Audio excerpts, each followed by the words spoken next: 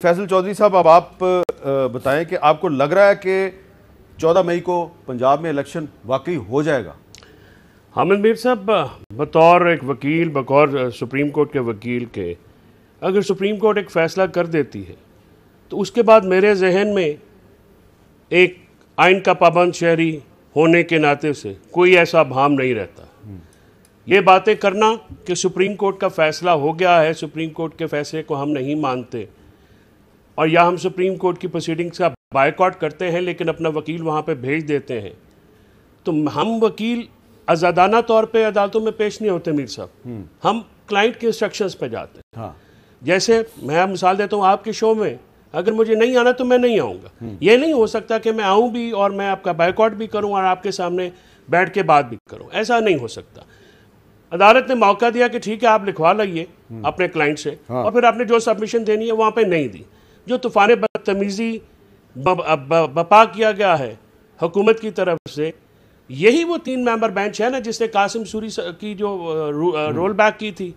तब ये जजेस के बारे में क्या कहा जाता, आपने प्रोड्यूसर साहब से कह लीजिए। उसके फैसले के बाद सबके जो पीडीएम के सरबराह हैं वो क्या कह रहे थे, नून लीग के सरबराह क्या कह रहे थे, और जरदारी साहब और बिलावल साहब क्या कह रहे थे और आज क्या कह रहे हैं। देखिए, मीठा मीठा हापा पर कड़वा कड़वा थू, ये तो नहीं होता। या तो सुप्रीम कोर्ट एज ए बतौर इदारा फैसला करती है, बिल्कुल फैसला करती है। वो फैसले सबसे ज़्यादा जो कासिम सूरी साहब का जो रोल बैक करने का, अगर पार्लियामेंट को आज इज्जत देने की बात की जा रही है तो सिंध हाउस में भी तो पार्लियामेंटेरियन को लेके गया था।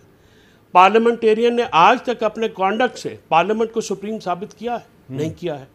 पार्लियामेंट को सिर्फ कहने से तो नहीं होता, अमल भी करना पड़ता है। आप पार्लियामेंटेरियंस को उठा के आप गद्दारी जैसे मुकदमों में अरेस्ट करें, आप उनको जो है इंसानी हकूक पामाल करें। सेनेटर्स आज़म सवाती के साथ क्या हुआ है? क्या वो पार्लियामेंटेरियन नहीं था? क्या उस वक्त पार्लियामेंट की वक़्त, इज्जत, वक़ार किसी और जगह चला गया था?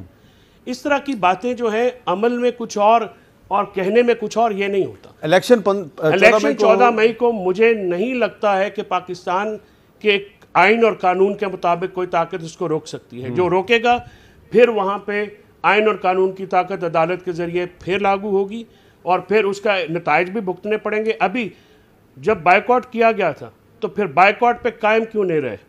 अगले दिन जाके अदालत में जज साहबान के सामने मिन्नतें तरले करने की क्या ज़रूरत थी? नहीं जाना चाहिए था। अगर आपने ये कह दिया, पीडीएम के सरबराह ने वहाँ पे बाकायदा प्रेस कॉन्फ्रेंस की कि जनाब हमें एतमाद नहीं है, और हम एक तरफ आप कहते एक तरफ आप जजों पे अटैक करते हैं, उन पे प्रेशर बनाते हैं, उनकी आप हर्जा सराई करते हैं, और फिर बाद में आप कहते हैं कि आपने ये क्यों किया, वो क्यों किया। 6 मेंबर बेंच का फैसला जो आज आया है उसमें हुकूमत पार्टी है, उसमें कोई पॉलिटिकल पार्टी है वहाँ पे बैठी हुई। सुप्रीम कोर्ट का इंटरनल मामला है। एक मामला आया केस का, उन्होंने किया। सीनियर पुणे जज साहब ने भी चीफ जस्टिस बनना है सितंबर में, उसके बाद बिस्मिल्लाह वो जो करें। ठीक है। आर्टिकल 191 के तहत सुप्रीम कोर्ट, उन्होंने अपने उस ऑर्डर में, वो जजमेंट नहीं थी वो ऑर्डर थी, उसमें लिखा कि सुप्रीम कोर्ट रूल्स बना सकती है। तो जो लेजिस्लेशन ये कर रही है जिसकी ज़रूरत है, मैं भी कहता हूँ कि सो मोटो के इख्तियारात को रेगुलेट करने की ज़रूरत है, बेंचेस फॉर्मेशन के इख्तियार को रेगुलेट करने की ज़रूरत है, लेकिन तरीक़ेकार ये नहीं है। अगर आप आइन को सानवी कानून साजी के ज़रिए अब उसको अमेंड करना शुरू कर देंगे तो फिर पाकिस्तान का आइन नहीं रहेगा।